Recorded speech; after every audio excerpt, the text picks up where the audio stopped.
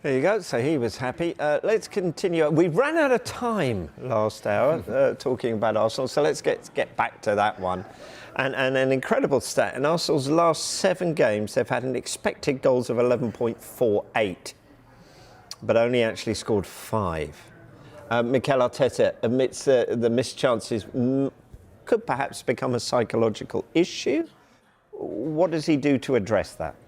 Well, if I was an Arsenal forward, I'm not sure I'd be particularly pleased with my mentality being brought into question. I don't think that's particularly helpful. I prefer my manager just to say, you know, it's going to come, we keep creating chances, all the cliches that we like to hear. I just think this heaps a little bit more pressure on the Arsenal forwards, suggesting that they are struggling mentally with the expectations of this season, which to me is not the case. I just think all their forwards are just going through one of those patches that forwards go through. I think their number of chances they're still creating, they should be scoring more goals, and it's just a simple matter of waiting. And I don't think it's the first time that Arteta has heaped a little bit more pressure on his players this season. I think the whole "I wish I'd substituted my goalkeeper last season" created an atmosphere where both goalkeepers felt a little bit uncertain, I think, at times during these games. And whenever either of them was having a poor game, all the chat online would be, is he going to substitute his goalkeeper? Which I don't think would have helped relax either goalkeeper. And we've seen neither Raya or Ramsdale play anywhere near their best this season. So I think this is maybe another sign of Arteta maybe slightly slipping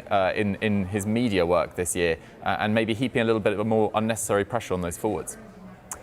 Yeah, I mean, I think confidence has been an issue lately. You know, you look at the attacking performances, and there are issues there. Arsenal are across the board, really. All those Arsenal players are struggling in front of goal, and I think there is a psychological element to it. But it's not the only factor, of course. I mean, I think basically Arteta needs to persist with what he's doing. You know, it's not a case of ripping up his plans. You know, the processes are working. Arsenal are creating chances. You know, you mentioned the expected goals figure, but there's been 11 big chances in these 3 games they've lost, they've created. So that is a good number, you know. And sort of history tells us that if you create these chances, they will go in at a good rate. Now, they haven't done that recently. I think luck has played a big part, and I think it may just take, you know, one going in off someone's shin for the tide to turn in terms of the luck. You know, maybe that's what Arsenal need. They just need a bit of a break, and then the confidence can come back, and they can begin to kind of score at their previous rate. You know, I think it's important to remember with this Arsenal crisis, if that's the word that's being used, that until, you know, a few weeks ago, they were actually producing some of their best performances of the season. You know, I was at the Brighton game before Christmas. Arsenal were absolutely outstanding.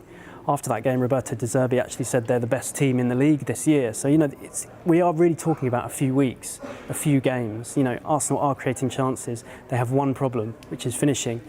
But I think if they continue to create chances as they are, they will finish more chances. You know, this patch is a patch. It's not going to continue indefinitely. Yeah, it's a blip, not a crisis. That's what I'm hearing. Don't worry, Dougie, I'm not thinking of substituting either of you 3, but not until at least midday, so you're OK. It is 3 consecutive defeats, though, James, isn't it, for Arsenal?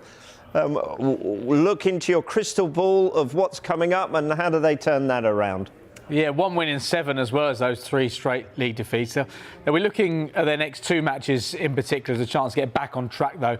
Palace at home and then Nottingham Forest. After that, they meet Liverpool again for what will be the 3rd time in just over a month. So 2 defeats in the league, 1 defeat in the FA Cup at the weekend. But then they've got away games at West Ham and Burnley before a return to Champions League action against Porto in the last 16. Now, Mikel Arteta admitted that Arsenal need a psychological reset after what's been a sticky run of results. They've got some time to regroup, though, before that pivotal game, it now looks like, against Crystal Palace at home on the 20th of January. So just put it into some sort of context here. Arsenal out of the FA Cup, still in the title race, still in the Champions League. So what will they end the season with? Oh, it's difficult to say for sure. I'd be surprised if it's a Premier League title, but that doesn't mean it can't be a successful season. I mean, Arsenal have spent a lot of years out of the Champions League now, I think, to make the last 16 and to make it in relative ease.